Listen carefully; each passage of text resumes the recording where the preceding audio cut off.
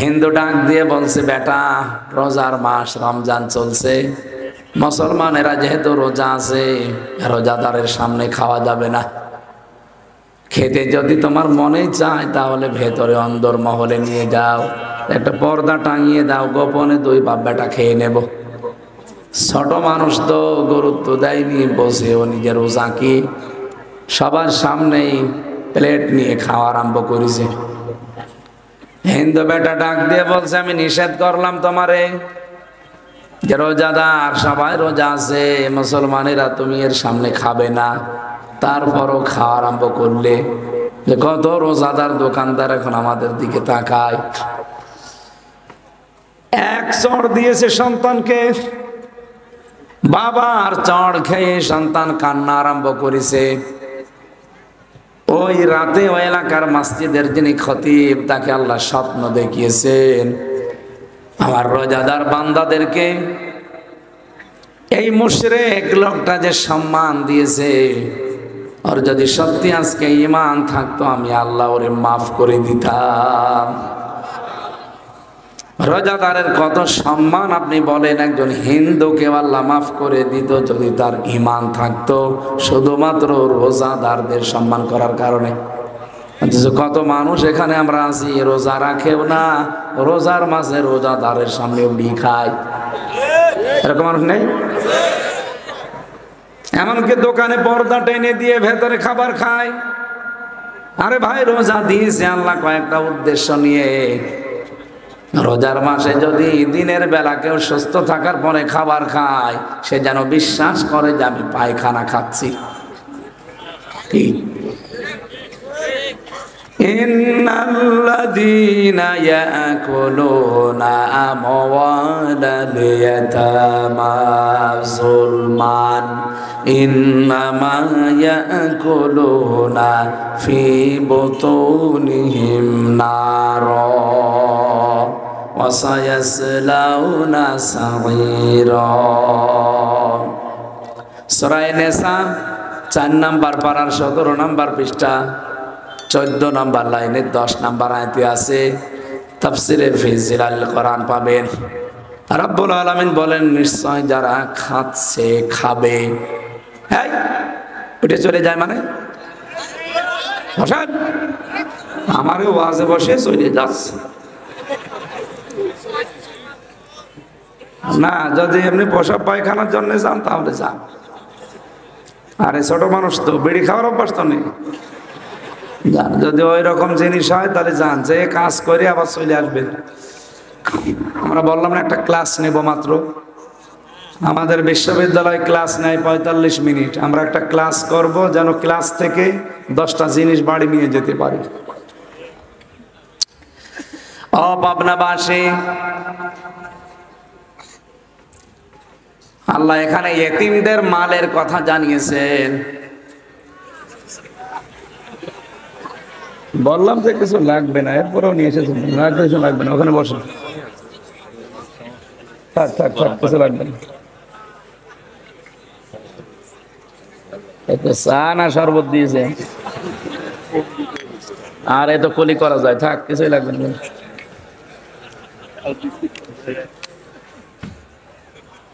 বলে কিচ্ছু লাগবে না, আমার এই গলার যা অবস্থা, এরপর এখন টেন চলে গেলেও কিছু হবে না। আর দেখছে যে একেবারে এসে ঠান্ডা, ওই জিনিস দিয়ে হবে? লাগবে না। দোয়া করেন কণ্ঠটা যেন আল্লাহ ছেড়ে দেয়।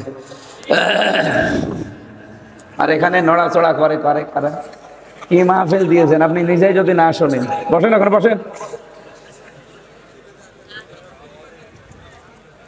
বললাম না একটা ক্লাস চলছে, ক্লাসে কিভাবে হেঁটে বেড়ায়, কথা বলে, ওই ওরকম দাঁড়িয়ে থাকে। ওরা তো ছাত্র না,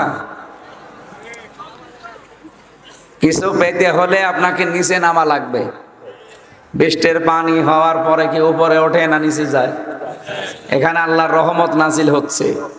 ওয়াইদা কুরিয়াল কুরআনু ফাসতামিউ লাহু ওয়া আনসিতু লাআল্লাকুম তুরহামুন। কোরআন যদি চুপ করে আর দিলের কান লাগিয়ে শুনতে পারো, 1 নম্বর শোনা লাগবে, 2 নম্বরে চুপ থাকা লাগবে। আল্লাহ বলেন লাআল্লাকুম তুরহামুন, আমার রহমত সেখানে আশা করা যায় নাজিল হবে। এটা এমনিতে এখন বেহেশতের বাগান, রহমত এখানে নাজিল হবে, আমরা বিশ্বাস কোরআনের কথা বিশ্বাস করি না। এটা পাওয়ার জন্য তো আমার যোগ্যতা লাগবে, এই জন্য আমরা নিচু হব, ছোট হব। যারা দাঁড়িয়ে আছেন যদি ভালো লাগে বসেন, আশা করছি আমরা কিছু নিয়ে যেতে পারবো ইনশাআল্লাহ। এমনি আপনারা আজকে ধোকা খেয়েছেন, ওই যে ছোট হুজুরটা আসেনি না, আপনারা দাওয়াতও তো তোর পর্যন্ত পৌঁছাননি। আমার এরকম অনেকে ভুয়া নাম্বারে তারা এই বিভিন্ন ধোকা খায়, বলে যে আমির হামজা বলছে, অথচ কম্পিউটার দিয়ে স্ক্যানে কিভাবে ওরা সেট করে, ওরা তখন আইটি বিশেষজ্ঞ, সেট করে বলছে এই যেন হুজুরের সাথে কথা বলেন, অথচ আমি জানি না। ওই কোনো সময় হয়তো একটা ভিডিও কাটিং করে এডিটিং করে রেখে ওই পেছনে দিয়ে বলে এই দেখেন কথা বলছে, মুখ নড়াই আর আপনি শুনতে পান, অথচ কথাগুলো আমারও না। এরকম বহু জায়গায় মানুষ ধোকা খায়। আমি বারবার আপনার আহ্বান জানিয়েছে যে আমার মাহফিল নিতে হলে সরাসরি আমার সাথে দেখা করবে। কুষ্টিয়ায় আমার বাড়ি ৬ রাস্তার মোড়ে, থানাপাড়া কুষ্টিয়া ৬ রাস্তার মোড়, মসজিদের পেছনে আমার বাড়ি। যেখান থেকে যান, বাংলাদেশের যে জেলা থেকে সরাসরি আসবেন। আমি রমজানে ফিরে আসি, সারা বছরের দাওয়াতগুলো আমি রমজানেই নিই। আর মাহফিল হয় তো ৪-৫ মাস, এই ৪-৫ মাসে যা নেবো এই রমজানে সব নিয়ে ফেলবো। যেহেতু এই ভিডিও হচ্ছে তো এই জন্য বলছি সারা দেশে যেন ছড়ায়। কত মানুষ এই যে ধোকা খাচ্ছে। এই রফিক মাদানিকে টাকা দিয়েছেন অলরেডি আপনারা, অথচ সে জানেও না। তার নামে এই যে কোন চিটার বাটপার এই ভিডিও আকারে এভাবে কথা বলে টাকা খাচ্ছে। এই জন্য সরাসরি কারো কাছে যেতে পারলে নেবেন না। এখন যে ধোকার জামানা চলছে, আপনাকে কোন ফাঁকে ধোকায় ফেলে এতগুলো মানুষ এখন এই যে রাত জেগে বসে আছে। আগামী থেকে ধোকায় আর পড়বেন না। যারাই দাওয়াত দিতে চান সরাসরি তার বাড়িতে যাবে, দেখা করে ওনার যদি সিরিয়াল খালি থাকে নেবেন, না হলে অন্য আলেম নেবেন, তারাই নেওয়া লাগবে, কোনো মানে আছে? আর আমার মাহফিলে আগে অগ্রিম কাউকে টাকা দেবেন না।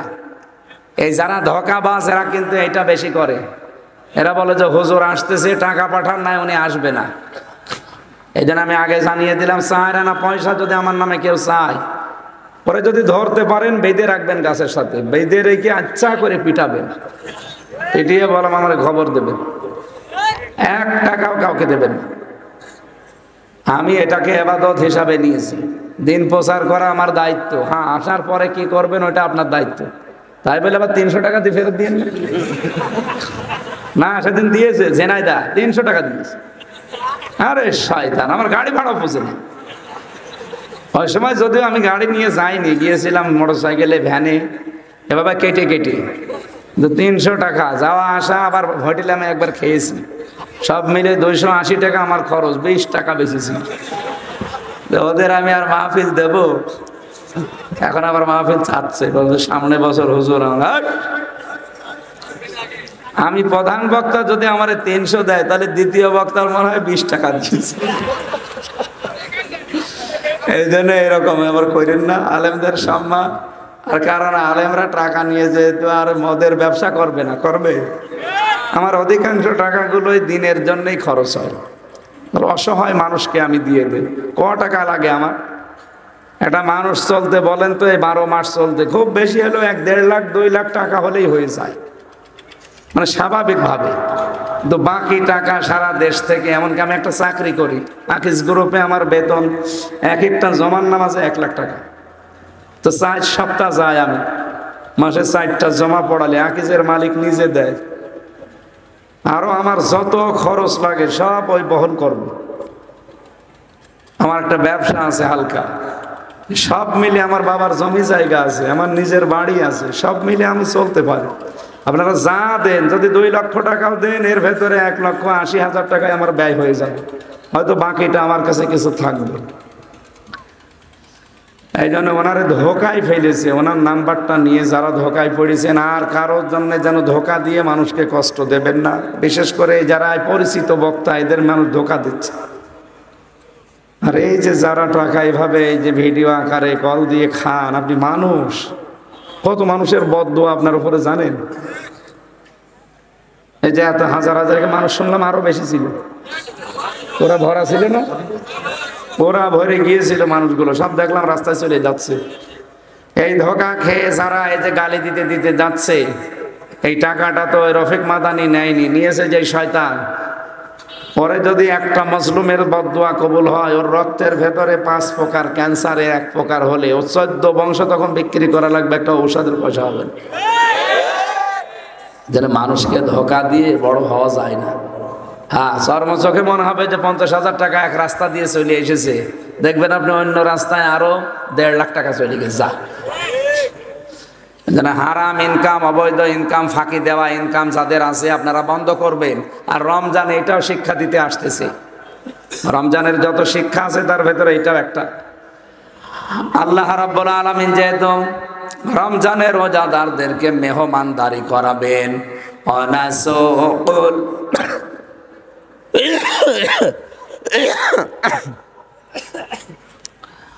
ওয়ানাসুকুল মুজরিমিনা ইলা জাহান্নামা ওয়িরদা। আল্লাহ পাক বলেন জাহান্নামে আমি আশ্রয় দান করব, ক্ষুধার্ত অবস্থায় ধাক্কাতে ধাক্কাতে নিয়ে যাব। এই আয়াতটা পড়ার পরে আমার তাফসিরে পড়েছি যে রোজা দিয়েছে আল্লাহ ধনীদেরকে ক্ষুধার জ্বালা বোঝার জন্য গরিবের।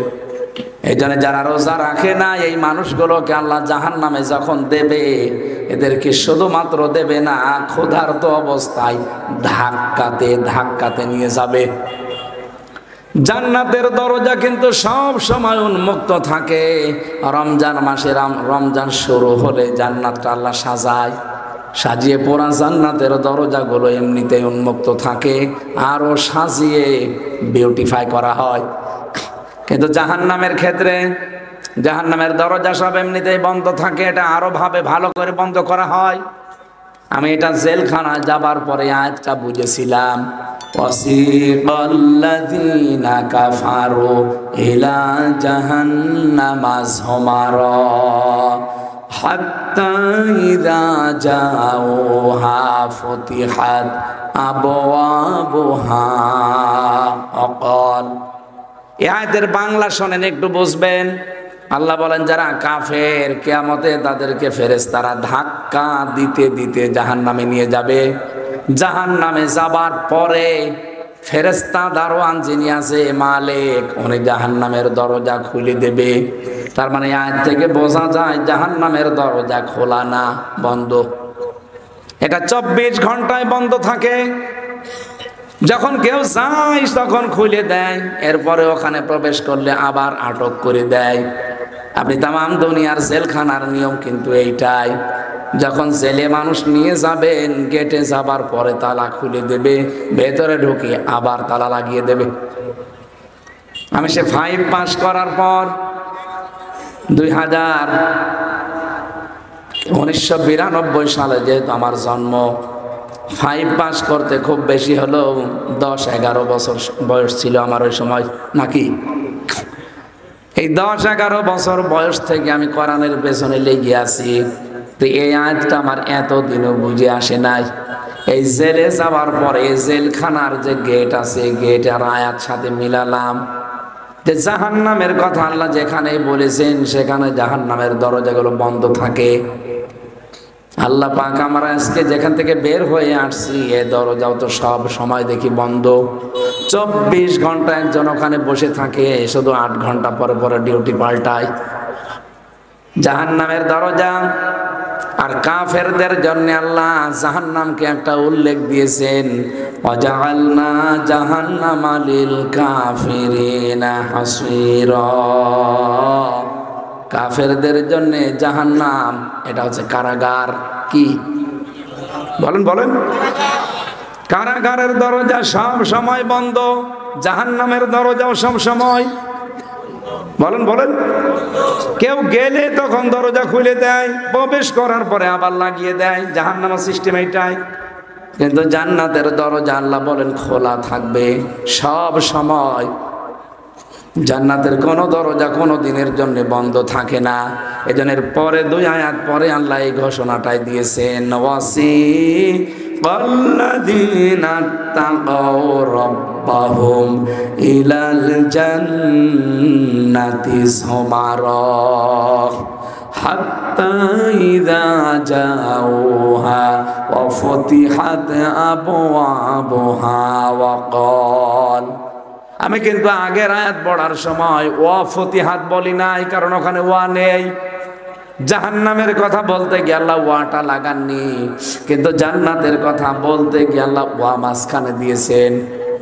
যারা তাকওয়া অবলম্বন করে জীবন চালাবে, আর রমজান এসেছে তাকওয়া দেওয়ার জন্যে। কথা বলেন না কেন? রমজান এসেছে আপনাকে খোদা ভীতি দেওয়ার জন্য, আল্লাহর ভয়। কি ভয় করে মানুষ রমজান পালন করে দেখেছেন? জায়েজ স্ত্রী, তারপরও মানুষ ব্যবহার করে। কথা বলেন না কেন? খোদার যন্ত্রণায় আমার ফেটে যাচ্ছে কলিজা, অথচ খাবার রয়েছে, পানি আছে। মাগরিবের আগে মানুষ কেউ খেতে চায় না, 1 মিনিট আগেও মানুষ খেতে চায় না যে আমার রোজা নষ্ট হয়ে যাবে। এই যে আল্লাহকে না দেখে যে ভয়টা আপনি পেয়েছেন, আল্লাহ এইটা নিয়ে ফেরেশতাদের সামনে আপনার নামে গর্ব করে। এই দেখ, তুই যে মারাতে নিষেধ করছিলি হামসাকে, দেখ তো আমাকে না দেখে কি সুন্দর বিধান পালন করছে। জায়েজ স্ত্রী ছিল, ব্যবহার করে নাই আমার ভয়ে। খাবার ছিল বৈধ, খাই নাই আমার ভয়ে, শুধু আমার নিষেধ।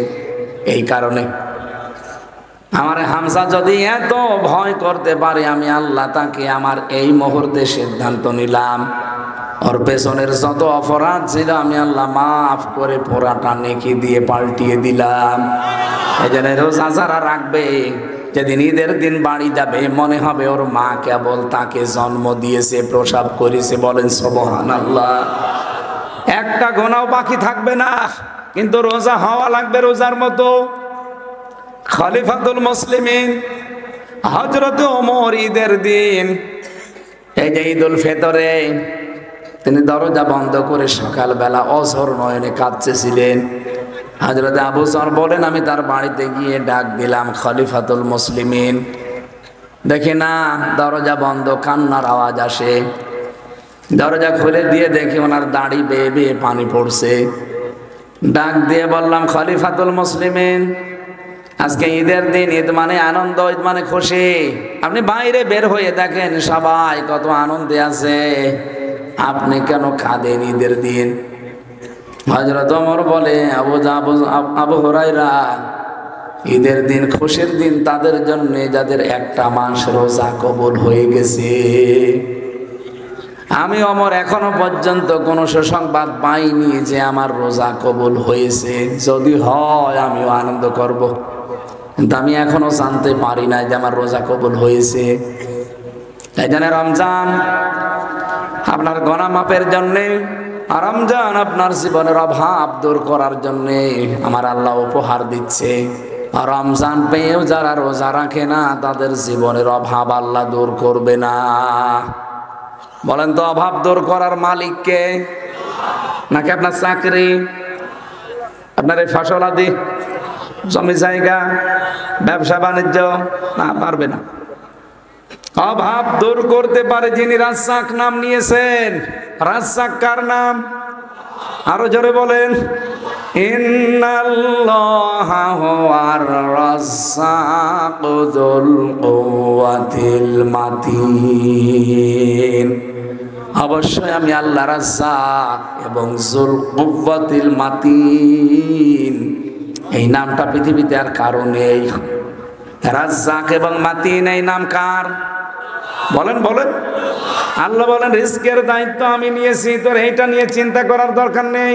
কিন্তু যেইটা নিয়ে তোর চিন্তা করার দরকার, ওইটার দায়িত্ব আমি নেইনি, সেটা তাকওয়া। তাকওয়া তোরে অর্জন করাই লাগবে। তাকওয়া যদি কেউ অর্জন না করে, তার দায়িত্ব আমার আল্লাহ নেয় না। এই জন্য কোরআনে পড়েছি সূরা তালাকের 3 নম্বর আয়াতে, ওয়ায়ারযুকুহু মিন হাইসু লা ইয়াহতাসিব ওয়া মান ইয়াতাওয়াক্কাল আলাল্লাহি ফাহুয়া হাসবু। রব্বুল আলামিন বলেন, এই পৃথিবীতে কেউ যদি আল্লাহকে ভয় করে, এমন জায়গা থেকে তার রিজকের ব্যবস্থা হয়ে যায়, তার বিপদ আপদ এমন জায়গা থেকে দূর হয়ে যায়, লোকটার চিন্তার ভেতরেও আসে না যে এখান থেকে আল্লাহর সাহায্য আসতে পারে। ব্যাখ্যায় একটা ঘটনা পড়েছি আমি। বলেন এমন জায়গা থেকে তার রিস্কের ব্যবস্থা হয়। এই আয়াতের ব্যাখ্যায় একটা ঘটনা পড়েছি, শিক্ষার জন্য বলছি। আমাদের জীবনেও যদি তাকওয়ার এরকম লেভেলে পৌঁছিয়ে যেতে পারি, আমাদেরকেও আল্লাহ পাক এরকম কিছু দেবেন যার কোনো ধারণাও আমাদের নেই।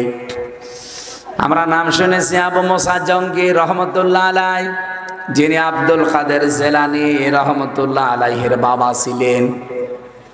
আমার মতো যুবক বয়সে তিনি যাচ্ছিলেন নদীর পাশ দিয়ে, পানির পিপাসায় ক্ষুধার যন্ত্রণায় প্রায় সারা দিনের না খাওয়া শরীর, পানি খাওয়ার জন্য নদীতে নামলেন। হঠাৎ দেখে একটা আপেল ভেসে আসতেছে পানি দিয়ে।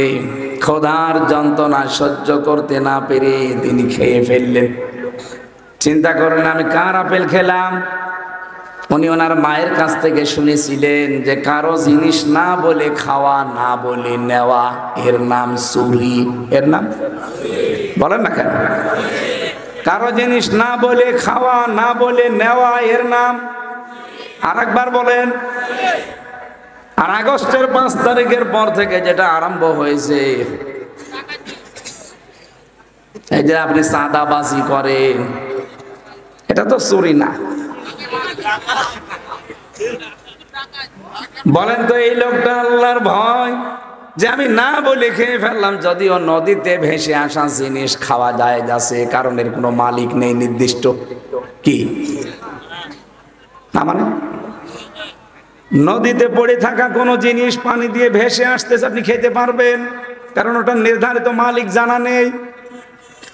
তারপরও চিন্তা করলেন আমি তো না বলে খেয়ে ফেলেছি, অবশ্যই এর কোন একজন মালিক আছে। ফলটা যেহেতু ভেসে আসতেছে, দেখি আমি এই ফল অনুসন্ধান করি। তিনি চলতে থাকলেন, এরা এক বেলা চললেন। যাওয়ার পরে দেখেন নদীর পাশে একটা আপেলের বাগান পেয়েছেন। ভেতরে যে দেখেন একটা লোক কাজ করছে। জিজ্ঞাসা করলেন ভাই এই বাগানের মালিক কোথায়? বলে কেন, আপনি কি কোনো কাজ নেবেন? বলছে না, আমি মালিকের সাথে কথা বলতে চাই। ওই যে মাচার উপরে বসে আছে মুরব্বী মানুষ, ওইটাই মালিক।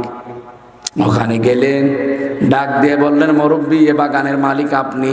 বলে হ্যাঁ। এখান থেকে একটা ফল ভেসে যাচ্ছিল, আমি প্রায় আধা বেলা হাঁটতে হাঁটতে এসেছি। ফলটা আমি নদী থেকে ভাসা অবস্থায় খেয়ে ফেলেছিলাম।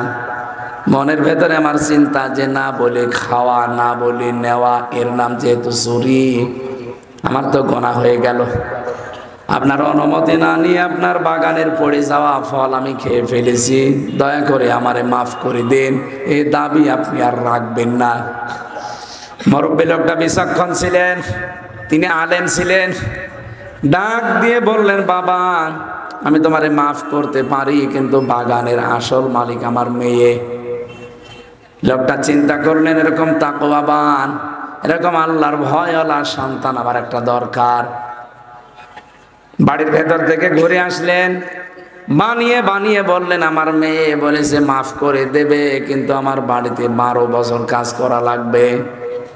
আমি রাজি আছি, কারণ আমার দাবি যদি আপনি না ছাড়েন কিয়ামতের দিন আল্লাহ আমাকে মাফ করবে না, কারণ এইটা হক্কুল্লাহ না, এটা হক্কুল ইবাদ। এই চিন্তাটা যদি বাংলাদেশের 1628 জন মানুষ যারা দায়িত্বে আছে এখন, এরা যদি এই টেন্ডেন্সি নিয়ে চলতো যে আমি যারটা মেরে খাই, যার কাছে চাঁদাবাজি করি, যার কাছে ফাঁকি দিয়ে খাই, ও যদি আমারে মাফ না করে আমার আল্লাহ আমাকে মাফ করবে না। তার মানে আমার দাড়ি রাখা, রোজা রাখা, নামাজ পড়া সব মাঠে মারা যাচ্ছে, কিছুই কবুল হচ্ছে না। বলেন তো এই দেশটা পরিবর্তন হতে 16 ঘন্টায় যথেষ্ট? হ্যাঁ, এটা একটা পদ্ধতি, একটা রাস্তা। এই পদ্ধতিতে মানুষ ভালো বানানো যায় আল্লাহর তাকওয়া দিয়ে, ভয় দিয়ে। আর একটা আছে আইন। আইনগুলো আল্লাহ দিয়েছেন এই কারণে, যখন এইগুলোই কাজ হবে না তখন আইন এত কড়াকড়ি করা লাগবে যেন বাধ্য হয় ভালো হতে। এই জন্য এই যে চিন্তায় চাঁদাবাজি, বিশেষ করে ডাকাতি বেড়ে গেছে এখন, কব দিচ্ছে যেখানে সেখানে। এই কারণে আজকে স্বরাষ্ট্র উপদেষ্টা অলরেডি ডাইরেক্ট ওপেন ঘোষণা দিয়েছে, কেউ যদি কোনো চাঁদাবাজ, কোনো ডাকাত, কোনো চোর কোনো ছিনতাইকারী ধরতে পারেন, পিটিয়ে মেরে ফেলবেন, কোনো অসুবিধা নেই। এটা আমার মনে হয় আরো বেশি করা দরকার। হ্যাঁ, প্রশ্ন আসতে পারে 15.5 বছর তো আমরা বিভিন্ন কায়দায় নিগৃহীত, বিভিন্ন কায়দায় আমাদেরটা ওরা মেরে খেয়েছে। আরে ভাই, ওই যে আগস্টের 5, 6, 7 3 দিন গেল, ওই সময় বাবা শাহজালাল সব হালাল ছিল, করতে পারেননি কি? হালাল ছিল না?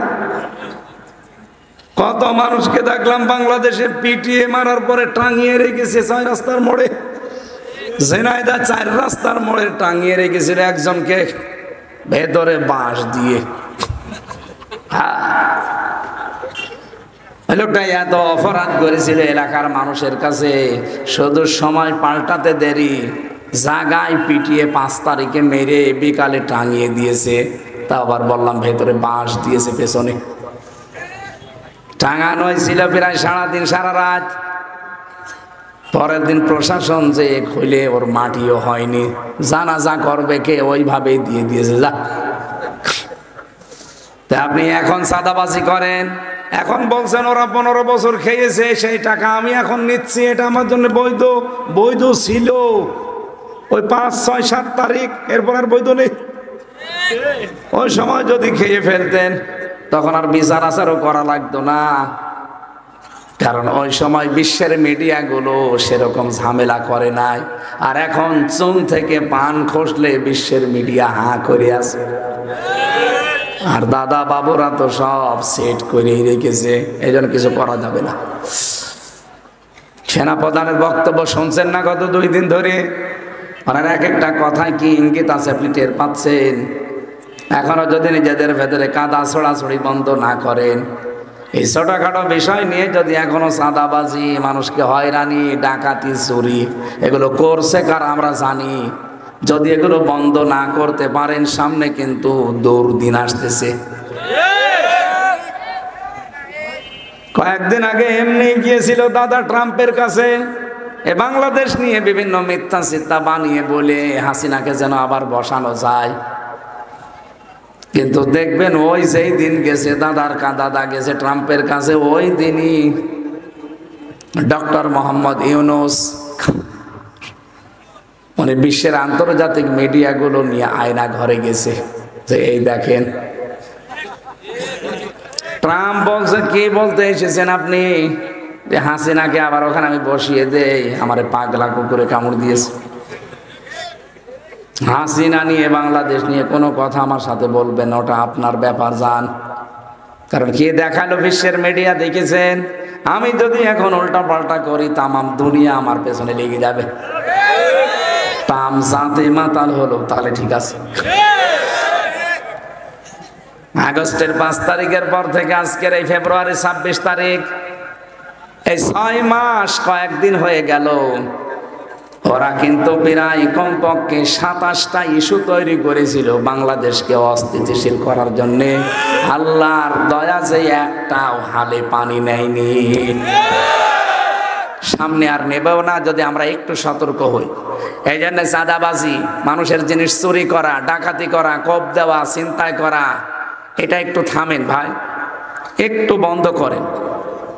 হাঁ করে আছে বাংলাদেশ সম্পর্কে বিশ্বের মিডিয়াগুলো। বড় বড় দাদা বাবু যারা, মোড়ল যারা, প্রতিবেশী হিসাবে এমন মানুষদেরকে আমরা পেয়েছি, মানুষের প্রতিবেশীর কাছে একটা আশ্রয় পাই, আর আমরা খালি বাঁশ পাই। ওরা আমাদের ঘর, আল্লাহর ঘর, মসজিদগুলো ভেঙ্গে ভেঙ্গে মন্দির বানায়, বলে এখানে 100 বছর আগে, 500 বছর আগে মন্দির ছিল। দুনিয়ায় মাটির নিচে মানুষ কেউ তেল পায়, গ্যাস পায়, সোনা পায়, রূপা পায়, আর ওই শয়তানরা শুধু মন্দির পায়। তার যেখানে সেখানে মন্দির পায়, শুধু মসজিদের নিচে। আঘাত থেকে গোড়া পর্যন্ত যদি পিটানো যেত, ও মন্দির জীবনের মতো পেত। আল্লাহর ঘরে হাত দিয়ে আপনাদের দাদারা, সে আব্রাহা, কাসফি মাকুল হয়ে গেছে, মাটির সাথে মিশে। কথা বলেন না কেন? আপনারা আমাদের প্রতিবেশী, শক্ত কথা বলতে চান, আপনারা থামেন। আমরা হিন্দুদেরকেও ভালোবাসি, কিন্তু উগ্র যারা জঙ্গি হিন্দু তাদেরকে আমরা ভালোবাসি না। কথা বলেন। আর এরাই বিশ্বের মিডিয়াগুলোকে আমাদের সম্পর্কে বলে এই দেশে নাকি আমরা সংখ্যালঘু নির্যাতন করি, এই দেশে নাকি রোজার পূজা একসাথে হয় না। এবারটা হবে রোজার পূজা একসাথে। আমাদেরকে বলে এই দেশে জঙ্গি বেড়ে যাচ্ছে। কয়দিন এটা তৈরি করেছিল, কিন্তু এই 2-3 দিন আগে যে নবীকে গালি দিয়েছে রাখাল রাহা, এমনি না, এর পেছনে একটা ষড়যন্ত্র আছে। ও নবীজিকে গালি দিয়েছে, আমরা যেন উত্তেজিত হয়ে একটু কিছু করি, ওটা বিশ্বের মিডিয়ায় দেখিয়ে হাসিনা বলবে এই দেখেন বাংলাদেশের জঙ্গি আবার বেড়ে গেছে, আর দাদা তো কাছে আছে। এই জন্য দেশের মানুষ ধৈর্যের পরিচয় দিয়েছে। হ্যাঁ, আমরা সর্বোচ্চ দাবি জানাই, এই দেশে ডক্টর মোহাম্মদ ইউনুস, 2 জন নবীর নাম আপনার মোহাম্মদ আর ইউনুস, আপনি 2 নবীর নাম নিয়ে বসে আছেন, তো কিছু করবেন না? আগামীতে যদি বিশ্ব নবী না আছে, কোনো নবীকে কেউ অসম্মান করে গালি দেয়, একটাই শাস্তি, ফাঁসি দেওয়া লাগবে। আপনারা আছেন না এ দাবির পক্ষে? কারা আছেন? লিল্লাহে তাকবীর। দেখেন তো হাত তোলেনি কে?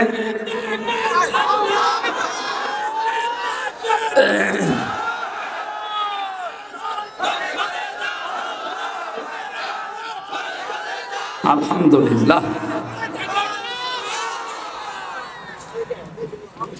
লোকটা চিন্তা করছে আমার মেয়ের বয়স এখন মাত্র 6 বছর, 18 বছর বয়সে মেয়েটাকে বিয়ে দেব, কিন্তু এই ছেলেটাকে ধরে রাখতে হলে এখনো 12 বছর লাগবে। যে ঠিক আছে, আমি রাজি আছি, আপনি আমার দাবি না ছাড়লে আমার তো উপায় নেই। 12টা বছর কাজকর্ম করেছে, তার অ্যাক্টিভিটিস, তার চরিত্র কিন্তু মালিক দেখতেছে। 12 বছর পার হওয়ার পরে বলে আমার ছাড় দেন, আমি বাড়ি যাব। বলে আমার মেয়ে এই কথা জানিয়েছে, মাপ তোমারে করে দেবে, কিন্তু আমার মেয়েকে বিয়ে করা লাগবে। কে বলেন? আমি বাড়ি আমার বহু দূরে, আমার মা বাবা এখানে নেই, আমি আন্দাজে বিয়ের কথা বলে না, মাপ পেতে চাইলে বিয়ে করাই লাগবে। আল্লাহর ভয়ে আল্লাহর এই বান্দা আবু মুসা জঙ্গি রহমতুল্লাহ আলাইহি অস্থির হয়ে পড়েছে। ঠিক আছে, আমি রাজি আছি, আপনি যদি আপনার দাবি না ছাড়েন আমার তো উপায় নেই।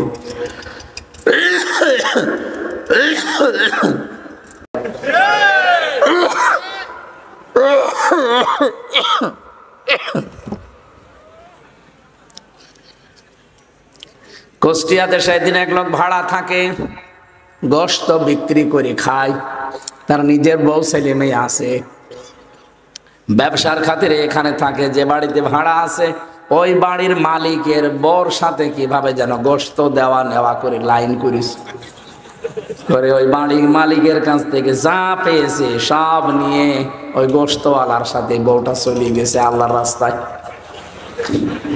একটা কথা হইল না, এইভাবে তো কথা বলা কঠিন হয়ে যাচ্ছে।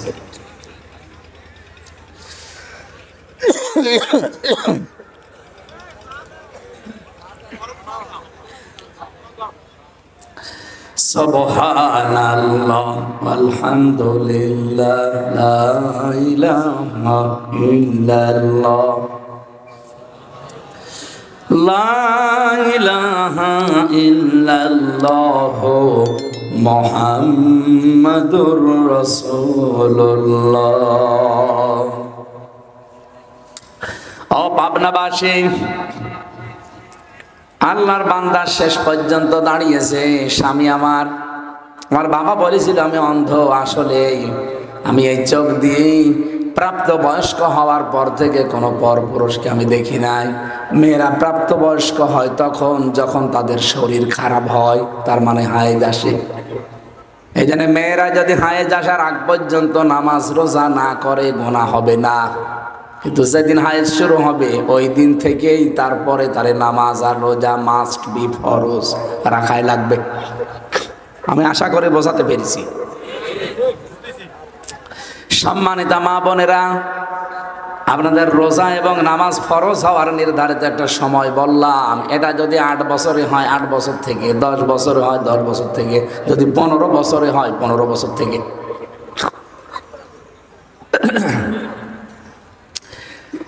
কোরআনের বিধান যেহেতু শুধু বাংলাদেশের জন্য না, তামাম পৃথিবীর জন্য, এই জন্য বিভিন্ন দেশের মেয়েদের শারীরিক গঠন হিসাবে, পরিবেশের প্রাকৃতিক কারণ হিসাবে তাদের শরীর খারাপ হয় এক এক সময়ে। আপনি ইরানে যাবেন, তখন দেখবেন 15 বছরে না, ওদের শারীরিক গঠন হিসাবে 9-10 বছরে শুরু হয়ে যায় ওদের নামাজ। আমি প্রাপ্তবয়স্ক যেই দিন হয়েছি, ওই দিন থেকে আজকের দিন পর্যন্ত আমার চোখ দিয়ে কোনো দিন আমি অবৈধ কোনো জিনিস দেখি নাই। তার মানে এর আগে পর্যন্ত হয় আমার পর্দাও ফরজ ছিল না, আর আমার চোখের পর্দাও ছিল না, যেন আমি বিভিন্ন জিনিস দেখতাম, কিন্তু এরপরে আমি আর দেখি নাই। আমার বাবা যে বলেছিল আমি বোবা, আমি এই জবান দিয়ে প্রাপ্তবয়স্ক হওয়ার পর থেকে আমি আর কোনোদিন গেবোধ করি নাই। আর মেয়েদের এখন গেবোধ সঙ্গের সাথী, এক জায়গায় বসলে শুধু ওরা গেবোধ করে। মা বোনেরা, গেবোধ বাদ দেবেন, দরকার চুপ থাকবেন। মাংসমাতা না যা, নবীজি বলেন যে চুপ থাকে সে নাজাতের একটা পথ পায়। বলেন সুবহানাল্লাহ।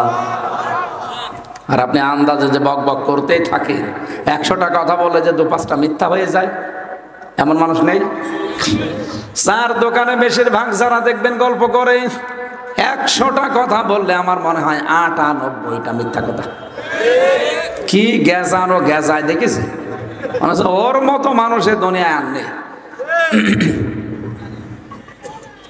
আমার বাবা বলেছিল আমি ন্যাংড়া, আমার পা দিয়ে এমন কোনো অবৈধ কাজে আমি হেঁটে যাইনি। আমার বাবা যা যা বলেছে এই কারণে। নিয়ে গেলেন স্ত্রীকে, যেহেতু ওই লোকটার মেয়ে একটা, আর বিশাল বাগান। বলেন তো রাজকন্যা সহ, আমি কিতাবে পড়েছি আব্দুল কাদের জেলানির জীবনী, ওই জামানায় সব চাইতে নাকি সুন্দরী মেয়ে ছিল হযরত আব্দুল কাদের জেলানির মা। এই মেয়েটা সহ একেবারে রাম রাজত্ব তিনি পেয়ে গেলেন। ওই সময় যদি আল্লাহকে ভয় না করে, কিসের আপেল খেলাম, চা খেয়েছি বাবা শাহজালাল সব হালাল, এই মনে করে যদি কিছু মনে না করতেন, বলেন তো আপনি তার কপালে এগুলো জড়তো সামনে। যদিও তার কষ্ট হয়েছে, কিন্তু একেবারে আল্লাহ সব কিছু তার আন্ডারে এনে দিলেন। বউ দিয়েছেন সেরকম, সম্পদও দিয়েছেন সেরকম। এই মায়ের পেটে এসেছিল আব্দুল কাদের জেলানি। এই জন্য ছেলে মেয়ে ভালো এমনি হয় না, তাকওয়া অর্জন করা লাগে মা এবং বাবা দুইজনকেই। কি তাকওয়া অর্জন করেছিলেন আব্দুল কাদের জেলানির মা, বলেন তো? প্রাপ্তা বয়স্ক হওয়ার পর থেকে চোখ দিয়ে হারাম কোনো জিনিস দেখেননি, কান দিয়ে হারাম কোনো কথা শোনেননি, জবান দিয়ে কোনো হারাম কথা বলেননি, পা দিয়ে কোনো হারাম কাজে যাননি। এইরকম একটা মেয়ের পেটে এসেছে আব্দুল কাদের জেলানি। এরপরেও তিনি মাকে মাঝে মাঝে বলতেন, মা তুমি আমাকে পেটে নিয়ে কি কোনো হারাম কাজ করেছো? মা বলছে, কি বললে? বলতাম না, আমি যা পড়ি আমার একটাও মনে থাকতে চায় না, আমার মনে হয় তুমি আমাকে হারাম কাজ কোনো করিয়েছো পেটে নিয়ে। মা বলছে, বাবা আমার এরকম কোনো কথা মনে নেই, তবে পেটে নিয়ে আমি তো নানির বাড়িতে ছিলাম, উঠানের উপরে আষাঢ় ছিল নাড়ি দেওয়া, রোদে শুকাতে দিয়েছিল, আমি তোর আপন নানির এটা মনে করে খেয়ে ফেলছিলাম। আমার পেটে যখন তোর বয়স প্রায় 9 মাস, পরবর্তীতে শুনলাম যে ওটা তোর নানির না, পাশের বাড়ির একজন এটা শুকাতে দিয়েছে রোদে। ও বাবা আব্দুল কাদের, মানুষের সম্পদ আমি যেহেতু না বলে খেয়ে ফেলেছি, ওই প্রভাব মনে হয় তোর মেধার উপরে পড়েছি, এই কারণে তোর পড়া মনে থাকে না। সম্মানিত মা বোন কোথায় আছেন আপনারা আমি জানি না। চিন্তা করেন, এত পরহেজগার মহিলা, তার পেটে যদি এই সন্তান আসতে পারে, এটা মানুষের জিনিস না বলে খেয়েছিল। এ কারণে যদি মেধার উপরে প্রভাব পড়ে সন্তানের, আর এর কারণে যদি সন্তানের লেখাপড়া মনে না থাকে, আমাদেরকে যারা পেটে নেয় তারা কত কিছু না বলে খেয়ে হজম করে ফেলে। এমনি আসবে আপনার পেটে আব্দুল কাদের জেলানির মতো সন্তান, পেট ঠিক করা লাগবে। মেয়েদের এই কয়েক ইঞ্চি পেট, এটা এত দামি জায়গা, এত দামি জায়গা। পৃথিবীতে আল্লাহর নবীকেও আল্লাহ কিন্তু এই কয়েক ইঞ্চি পেটের ভেতরে পাঠিয়েছেন। কত মানুষ আপনার পেটের দিকে, পিঠের দিকে নজর দেয়, সবার নজর ভালো। অনেকে বলে হুজুর আমি ভালো নজরে তাকাই, এটা একটা টাটকা শয়তান।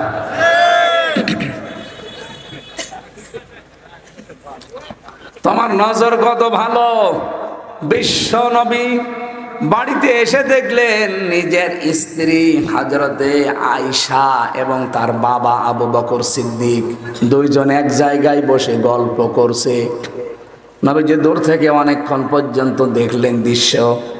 কাছে যাওয়ার পরে বললেন, তোমরা দুইজন এক জায়গায় যখন বসে বাপ আর মেয়ে গল্প করছিলে, আমি নবী দেখতে পেলাম শয়তান তোমাদের মাঝে বসে ওয়াসওয়াসা দিচ্ছে।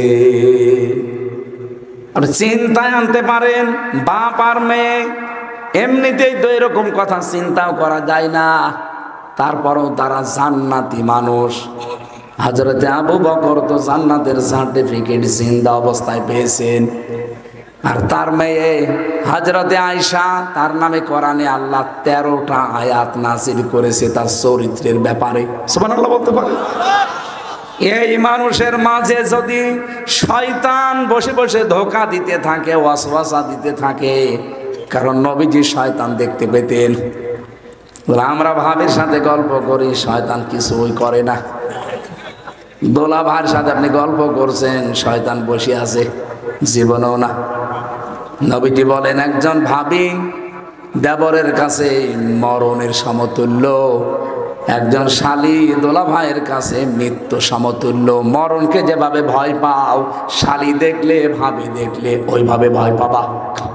কিন্তু এখন এগুলো সব বলে আমার ভাবি না, এটা আমার মায়ের মতো। কি করে মায়ের মতো হয়? আপনার বড় ভাই মরে গেলে তো আপনি নিজেও বিয়ে করতে পারবেন, মাকে কোনোদিন কেউ বিয়ে করতে পারে? কেন এই কথা বলেন? এটা শয়তানি। এটা কি শালী না, এটা আমার বোনের মতো। কিসের বোন আপনার? তার সাথে পর্দা করা ফরজ। নামাজ যেমন ফরজ, রোজা রাখা ফরজ, পর্দা করা কি? আব্দুল কাদের জেলানী রহমতুল্লাহ আলাইহি যে মায়ের পেটে আসলেন, আমাদের মা বোনদের পেটও আল্লাহ যেন এইরকম বানিয়ে দেন, বলেন আমিন। তাদের তাকওয়ার লেভেল এভাবে তৈরি করা দরকার। আমি শুরু করেছিলাম ওয়ারযুকহু মিন হাইসু লা ইয়াহতাসিব। কেউ যদি সত্যি তাকওয়া অবলম্বন করতে পারে, এমন জায়গা থেকে আল্লাহ তার বিপদ দূর করবে, তার রিস্কের ব্যবস্থা করবে। লা ইয়াহতাসিব, তার ধারণাও ছিল না যে এখান থেকে এরকম কিছু আসতে পারে। অতীতে যেমন আল্লাহ দিয়েছেন তাকওয়ার কারণে। রমজান যেহেতু দোড়গোড়া এসে গেছে এই তাকওয়া নিয়ে, সত্যি আমরা এবারের রমজান আর গতবারের মতো না, এমন ভাবে পালন করতে চাই যেন রমজান আমাকে জান্নাতে পৌঁছিয়ে দেয়, বলেন আমিন। লিকুল্লি শাইইন যাকাতুন ওয়া যাকাতুন জাসাদিস সাওম। পৃথিবীর প্রতিটি জিনিসের যাকাত আছে। নবীজি বলেন এই শরীরের যাকাত হচ্ছে রোজা। আমি আবার বলছি, ওই যে অটোভেস, এই দিকে তাকান, এই যে অটোভেস নামে যে বিজ্ঞানী আবিষ্কার করলেন এই কোষগুলো, আপনার ভেতরেও কিন্তু এখন ক্যান্সারের জার্ম আছে, টিউমার আছে। এগুলো হয়তো ফুটে ওঠে না, তাই হঠাৎ ফুটে উঠলে যে আমার একটা উঠেছে, এটা জেলখানায় থাকতে শুরু হয়েছে, এখনো শেষ হয়নি। এই টিউমার প্রায় লোকের শরীরে জানা অজানা আছে, হয়তো কারোটা ফুটে ওঠে, কারো ওঠে না। এই জন্য বেশি খাবার খাওয়ার দ্বারা এই কোষগুলো যাদের বেশি বেশি বৃদ্ধি হয়েছে, 1 মাস রোজা রাখলে আমার আল্লাহ এই যে ক্যান্সার এবং টিউমারের যে কোষগুলো, সবগুলো থেকে আমার আল্লাহ আমাদের মুক্ত করে দেবেন। এই জন্য দুনিয়ায় সুস্থ থাকতে চাইলে রোজা রাখা দরকার। যারা বলেন আমার গ্যাস এজন্য রাখতে পারি না, আপনি ভণ্ডামি করছেন। রোজা রাখলে গ্যাস আর ভালো হবে না। ডায়াবেটিস রোজা রাখতে পারি না, কে বলেছে আপনাকে? রোজা রাখলে ডায়াবেটিসও কন্ট্রোলে থাকবে। একটা মাস আল্লাহ রোজা খেলা করার জন্য দেয়নি, ভণ্ডামি করার জন্য দেয়নি, দিয়েছে অনেকগুলো উদ্দেশ্য নিয়ে। আল্লাহ উদ্দেশ্যগুলো পালন করার তৌফিক আমাদের দান করেন, বলেন আমিন। যেহেতু শরীরেরও যাকাত আছে, এই যাকাতটা রমজানে দেবেন। আর যাদের যাকাত ফরজ আছে অন্যান্য মালের, রমজানে দেবেন ৭০ গুণ সওয়াব পাবেন। এখন রাত ১:৩০ বাজে, ১:৩৫। আমি মেয়েদের ওপরে জেলখানায় বই লিখেছি, মেয়েদের দাম্পত্য জীবনের সমস্যা কি এবং তার সমাধান কি। কারণ অধিকাংশ মানুষ জেল খাটতেছে মেয়েদের কারণে। ওই গাড়িতে আছে মেয়ের জন্য বা বর জন্য নিয়ে যাবে। আর মেয়েরা যদি এসে থাকেন আপনার ছেলেকে নাতিকে পাঠিয়ে দেন, ওখানে ছেলেদেরও একটা আছে দাম্পত্য জীবনের সমস্যা এবং সমাধান নিয়ে। টাকা পয়সা যদি নিয়ে আসেন মাহফিলের জন্য তাহলে দিয়ে যাবেন, বাড়ি নিয়ে যেন না, বিপদে পড়ে যাবেন। ব্যাগ যারা নিয়ে যাচ্ছে কয় লোক, কই ব্যাগ যাদের আছে ওনারা একটু যাচ্ছে।